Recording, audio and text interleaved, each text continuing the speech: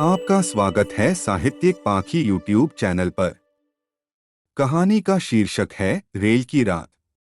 इसके लेखक हैं श्री इलाचंद्र जोशी। गाड़ी आने के समय से बहुत पहले ही महेंद्र स्टेशन पर जा पहुंचा था। गाड़ी के पहुंचने का ठीक समय मालूम न हो, यह बात नहीं कही जा सकती।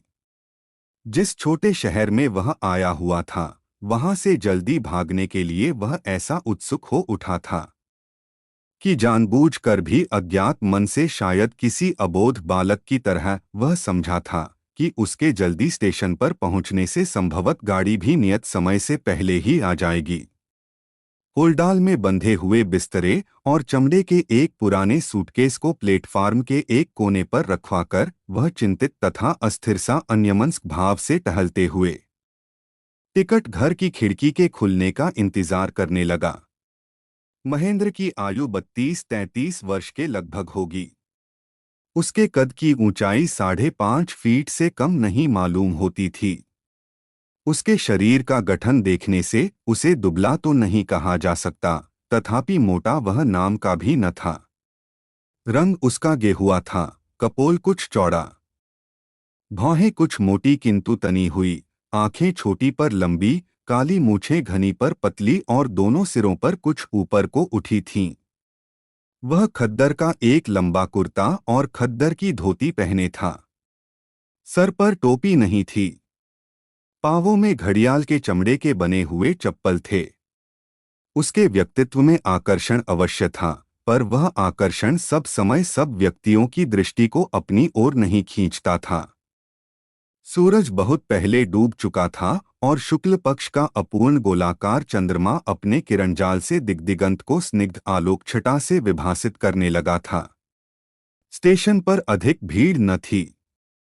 प्लेटफार्म पर टहलते टहलते पूर्व की ओर कदम निकल जाने पर ऐसा मालूम होने लगता था कि चांदनी दीर्घ विस्तृत समतल भूमि पर अलस क्लांति की तरह पड़ी हुई है। झिल्ली-झनकार का एकांतिक मर्मर स्वर इस अलसता की वेदना को निर्मम भाव से जगा रहा था, जिससे महेंद्र के हृदय की सुप्त व्याकुलता तिलमिला उठती थी। सिग्नल डाउन हो गया था। टिकट घर खुल गया था। थर्ड क्लास का टिकट खरीदकर महेंद्र गाड़ी का इंतजार करने लगा। थोड़ी देर में दूर ही से सर्चलाइट के प्रखर प्रकाश से तिमिर विदारण करती हुई गाड़ी दिखाई दी और झक-झक करती हुई स्टेशन पर आ खड़ी हुई। सामने के कंपार्टमेंट में केवल 2 व्यक्ति बैठे थे और वे भी उतरने की तैयारी कर रहे थे। महेंद्र एक हाथ में बिस्तर की गठरी और दूसरे हाथ से सूटकेस पकड़कर उसी में जा घुसा। जो 2 व्यक्ति कंपार्टमेंट में थे, उनके उतरते ही एक चश्माधारी सज्जन ने 2 महिलाओं के साथ भीतर प्रवेश किया। कुली ने आकर नवागंतुक महाशय का सामान भीतर रख दिया और मजूरी के संबंध में काफी हुज्जत करने के बाद पैसे लेकर चला गया। चश्माधारी सज्जन महिलाओं के साथ महेंद्र के सामने वाले बेंच पर बड़े आराम से बैठ गए। मालूम होता था कि वह बड़ी हड़बड़ी के साथ गाड़ी के आने के कुछ ही समय पहले स्टेशन पहुंचे थे और घबराहट में थे कि महिलाओं को साथ लेकर यदि किसी कंपार्टमेंट में जगह न मिली तो क्या हाल होगा। वह अभी तक हाफ रहे थे, जिससे उनकी अब तक की परेशानी स्पष्ट व्यक्त होती थी। अब जब आराम से बैठने को खाली जगह मिल गई तो एक लंबी सांस लेकर चश्मा उतारकर रुमाल से मुंह का पसीना पोंछने लगे। पसीना पोंछते पोंछते महेंद्र की ओर देखकर उन्होंने प्रश्न किया, शिकोहाबाद कै बजे गाड़ी पहुंचेगी, आप बता सकते हैं? महेंद्र ने उत्तर दिया, जहां तक मेरा ख्याल है 12 बजे के करीब पहुंचेगी। महेंद्र कनखियों से महिलाओं की ओर देख रहा था। महिलाएं उसके एकदम सामने बैठी थीं और यदि दृष्टि सीधी करके स्वाभाविक रूप से उन्हें देखता रहता तो भी शायद न तो चश्माधारी सज्जन को और न महिलाओं को कोई आपत्ति होती, पर उसे अपनी स्वाभाविक संकोचशीलता के कारण उनकी ओर स्थिर दृष्टि से देखने का साहस नहीं होता था। दोनों महिलाएं बेपर्दा बैठी थीं। उनमें एक की अवस्था प्राय 35 वर्ष की होगी, वह एक सफेद चादर ओढ़े खड़ी थी। दूसरी 22-23 वर्ष की जान पड़ती थी, वह एक गुलाबी रंग की सुंदर सुरुचिपूर्ण साड़ी पहने थी। दोनों यथेष्ट सभ्य और सुशील जान पड़ती थीं। ज्येष्ठा के देखने से ऐसा अनुमान लगाया जा सकता था कि किसी समय वह सुंदर रही होगी, पर अब अस्वस्थता के कारण उसका मुखमंडल बिल्कुल निस्तेज जान पड़ता था। कनिष्ठा यद्यपि सौंदर्यकला की दृष्टि से सुंदरी नहीं थी, तथापि उसके मुख की व्यंजना में एक ऐसी सरल मधुरिमा वर्तमान थी जो बरबस आंखों को आकर्षित कर लेती थी। आज कई कारणों से महेंद्र का जी दिन भर अच्छा नहीं रहा। गाड़ी में बैठने तक वह चिंतित, अन्यमनस्क तथा उदास था। पर गाड़ी में बैठते ही शिष्ट, सुशील तथा सुंदरी महिलाओं के साहचर्य से उसके खिन्न मन में एक सुखद सरलता छा गई। यद्यपि वह संकोच के कारण कुछ कम घबराया हुआ न था, तथापि चश्माधारी सज्जन की भोली आकृति तथा सरल भाव भंगिमाओं से और महिलाओं की शालीनता से उसे इस बात पर धीरे धीरे विश्वास होने लगा था कि उनके बीच किसी प्रकार का संकोच अनावश्यक ही नहीं बल्कि अशोभन भी है।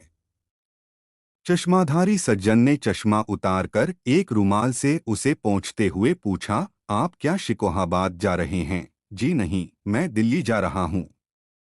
क्या आप शिकोहाबाद में ही रहते हैं? जी नहीं, मुझे टुंडला जाना है। मैं वहाँ कोर्ट में प्रैक्टिस करता हूँ। इधर कुछ दिनों के लिए घर आया हुआ था। अब अपनी वाइफ को और सिस्टर को लेकर वापस जा रहा हूँ।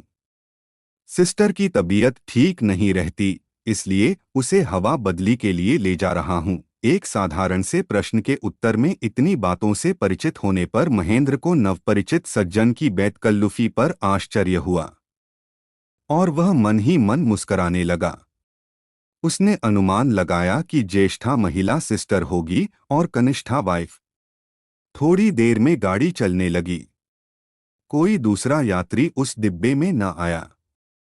चश्माधारी महाशय गाड़ी चलने के कुछ देर बाद ऊँघने लगे। वे रह न सके और बंधे हुए बिस्तर को तकिया बनाकर एक दूसरे बेंच पर लेट गए और लेटते ही खर्राटे लेने लगे। न जाने क्यों महेंद्र के मन में यह विश्वास जम गया कि इन नवपरिचित महाशय का जीवन बड़ा सुखी है। उनकी बेतकल्लुफी तथा उनके मुख का आत्मसंतोषपूर्ण भाव देखकर उनके मन में यह विश्वास जमने लगा था, और जब उसने उन्हें निश्चिंत सोते हुए तथा खर्राटे भरते देखा तो उसकी यह धारणा दृढ़ हो गई।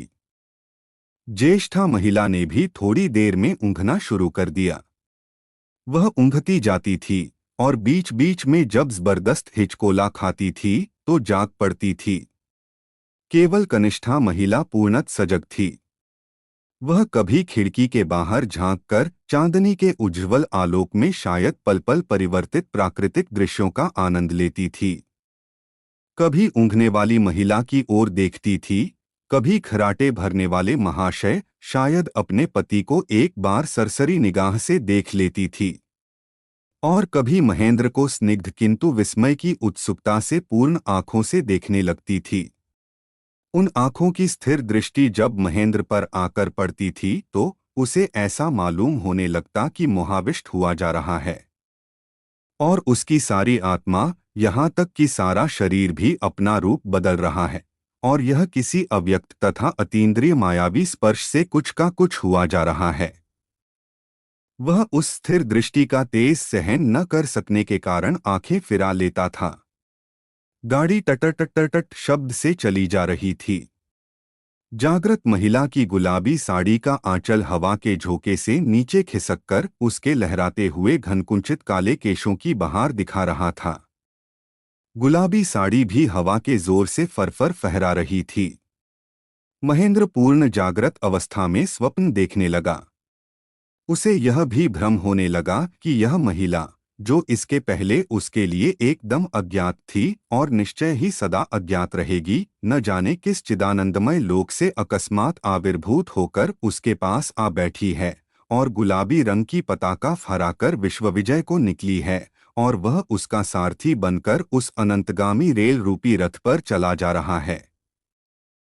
सारा विश्व, समस्त मानवी तथा मानसी सृष्टि उसके लिए उस कंपार्टमेंट के भीतर समा गई थी, जिसमें ऊँघने वाली महिला तथा सोए हुए सज्जन का कोई अस्तित्व नहीं था, और उसके बाहर क्षण क्षण में परिवर्तित होने वाले अस्थिर माया जगत का चिरचंचल रूप एकदम असत्य सत्ताहीन सा लगता था।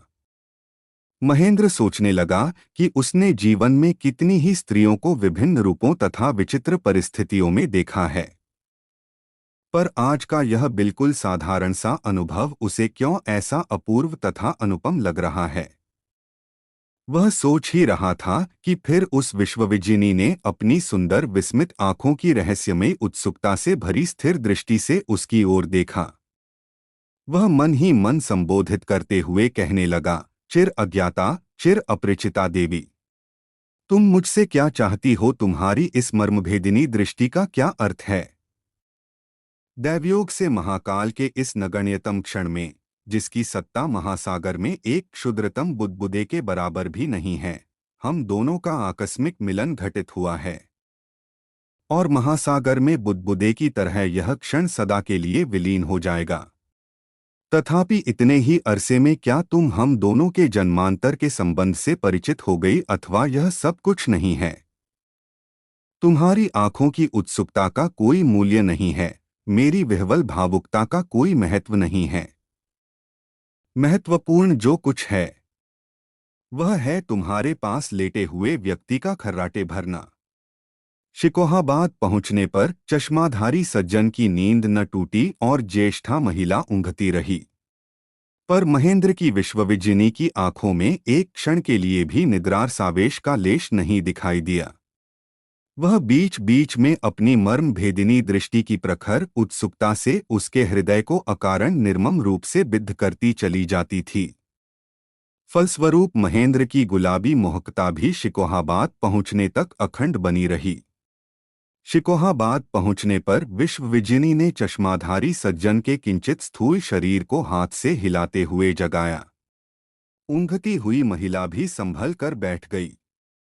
कुलियों से सामान उतरवाकर चारों व्यक्ति उतर पड़े। दिल्ली वाली गाड़ी जिस प्लेटफार्म पर लगने वाली थी, वहां को जाने के लिए पुल पार करना पड़ा। पुल पार करके वे लोग जिस प्लेटफार्म पर आए, वहां कहीं एक भी बत्ती जली हुई नहीं थी, पर चूंकि सर्वत्र निर्मल चांदनी छिटक रही थी, इसलिए बत्ती की कोई आवश्यकता न जान पड़ी। गाड़ी के आने में अभी 1.5 घंटे की देर थी। चश्माधारी महाशय एक बेंच पर बिस्तर फैलाकर लेट गए। दोनों महिलाएं भी नीचे रखे हुए सामान के ऊपर बैठ गईं। चश्माधारी सज्जन ने महेंद्र से कहा, आप भी किसी बेंच पर बिस्तर बिछाकर लेट जाइए, पर कोई बेंच खाली नहीं थी और न महेंद्र सोने के लिए ही उत्सुक था। आज की रेलवे यात्रा की चंद्रोज्ज्वल रात्रि उसे चिरजागृत तथा चिरजीवित स्वप्नलोक में विचरण का अवसर दे रही थी। वह प्लेटफार्म पर टहलते हुए अपने अंतर्मन में नवोद्घाटित जीवन वैचित्र्य की चहल पहल देखकर विस्मित हो रहा था। उसे ऐसा अनुभव हो रहा था कि वह जीवन की मधुरिमा से आज प्रथम बार परिचित हो रहा था। रेलवे लाइन के उस पार दिगंत विस्तृत ज्योत्स्नाराशि अपने आवेश में स्वयं पुलकित हो रही थी, और सामने काफी दूर पर 2 रक्तरंजित गोलाकार प्रकाशचिन्ह आकाशदीप की तरह मानो आनंदोज्ज्वल रंगीन जीवन का मार्ग उसके लिए इंगित कर रहे थे। रेलगाड़ी में होकर वह अनेक बार आया था और गया था, और कितनी ही बार उसे रात के समय स्टेशनों पर गाड़ी के इंतजार में ठहरना पड़ा था, पर आज की ऐन्द्रजालिक उल्लासपूर्ण अनुभूति उसके लिए एकदम नई थी। इस बार इंद्रजाल के उद्घाटन का श्रेय जिसको था, वह मायाविनी इस समय टीन की छत के नीचे की छाया में बैठी हुई थी, और अंधकार में उसकी आंखों के जादू का चलना बंद हो गया था। पर वहां पर मात्र उसका अस्तित्व ही महेंद्र की आत्मा में मायालोक की मोहकता का सृजन करने के लिए पर्याप्त था। वह टहलते टहलते न मालूम किन निरुद्देश्य स्वप्नों की माया के फेर में पड़ा हुआ था कि अचानक चश्माधारी महाशय ने बेंच पर से पुकारते हुए कहा, अरे जनाब, कब तक टहलिएगा? अगर लेटना नहीं चाहते तो यहाँ पर बैठ तो जाइए। नींद तो अब आवेगी नहीं, इसलिए गाड़ी के आने तक गपशप ही रहे। महाशय जी पहले ही काफी सो चुके थे, इसलिए अब नींद नहीं आ रही थी।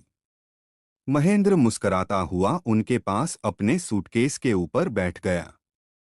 महाशय जी ने कहा, आप दिल्ली में कहीं मुलाजिम हैं? जी नहीं। तब आप क्या करते हैं?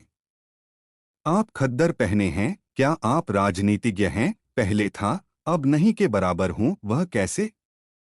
इस प्रश्न के उत्तर में महेंद्र ने परम क्लांति का भाव दिखाते हुए कहा, अरे साहब, सुन के क्या कीजिएगा? व्यर्थ में आपके संस्कारों को आघात पहुंचेगा। इस चर्चा को हटाइए और किसी अच्छे विषय की चर्चा चलाइए। स्वभावत चश्माधारी का कौतूहल बढ़ा। उन्होंने आग्रह के साथ कहा, फिर भी जरा सुने तो सही। आखिर कौन सी ऐसी बात हो गई? महेंद्र की सुप्त स्मृतियां तिलमिला उठीं थीं। कनखियों से उसने देखा, प्राय अंधकार में बैठी हुई मायाविनी महिला का ध्यान उसी की ओर था। पल में उसके मानसिक चक्षुओं के आगे उसके सारे विगत जीवन के व्यर्थता के दुखद संस्मरणों की झांकी चित्रपट पर क्रम से परिवर्तित होने वाले चित्रों की तरह भासमान होने लगी। भाव के आवेश में आकर उसने कहा, अच्छा तो सुनिए।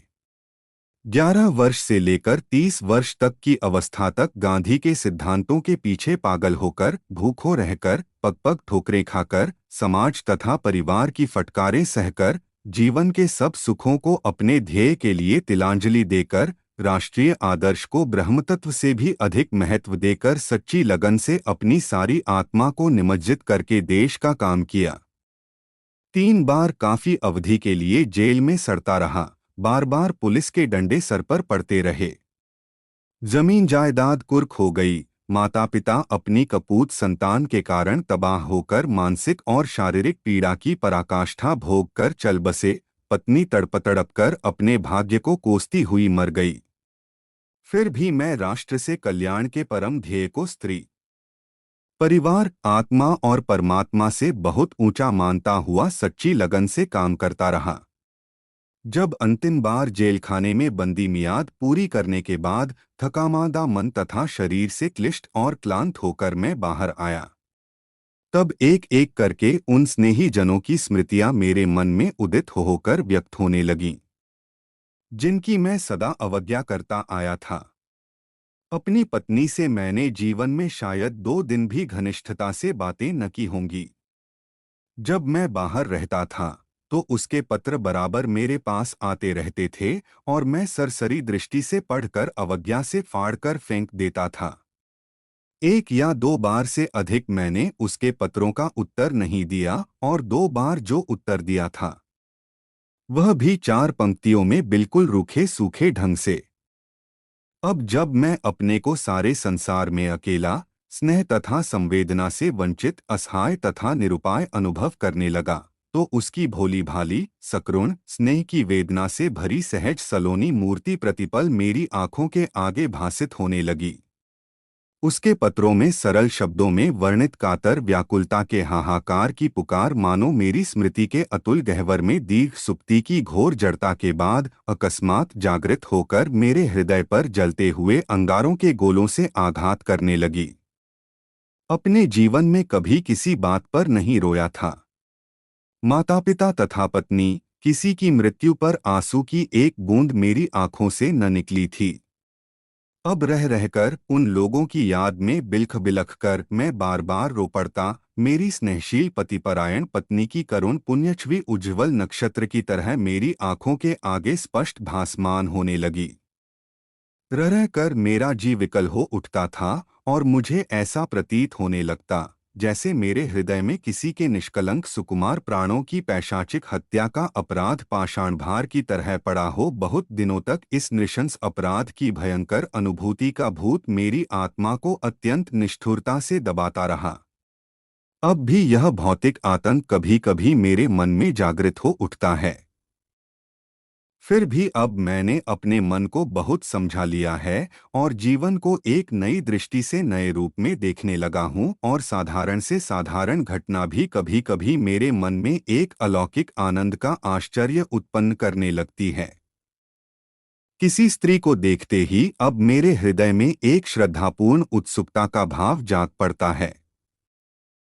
ऐसा मालूम होने लगता है जैसे अपने जीवन में पहले स्त्री को देखा भी न हो अब पहली बार इस आनंददायिनी रहस्यमयी जाति के अस्तित्व का अनुभव मुझे हुआ हो। महेंद्र का लंबा लेक्चर समाप्त होते ही चश्माधारी सज्जन हा हा करके ठठाकर हंसते हुए बोले, आप भी बड़े मजे के आदमी हैं।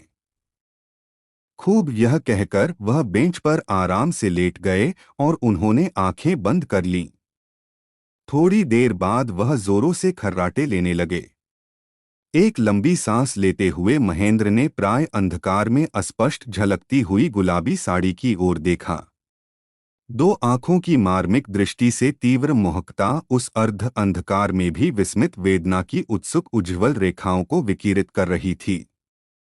महेंद्र पुलक विह्वल होकर मंत्रमुग्ध सा बैठा रहा। घंटी बजी। दिल्ली को जाने वाली गाड़ी के आने की सूचना देते हुए सिग्नल डाउन हुआ। सामने रक्त आकाशद्वीप के बदले हरे रंग का प्रकाश जल उठा। यह हरित आलोक महेंद्र के मानसपट में साड़ी के गुलाबी रंग के साथ मिलकर एक स्निग्धशुचि सौंदर्यलोक का सृजन करने लगा। थोड़ी देर में दूर ही से गाड़ी का सर्चलाइट दिखाई दिया। चश्माधारी महाशय महेंद्र के जगाने पर फड़फड़ाते हुए उठे। कुलियों ने सामान संभाल लिया। भक भक करती हुई गाड़ी प्लेटफार्म पर आ लगी। बड़ी भीड़ थी।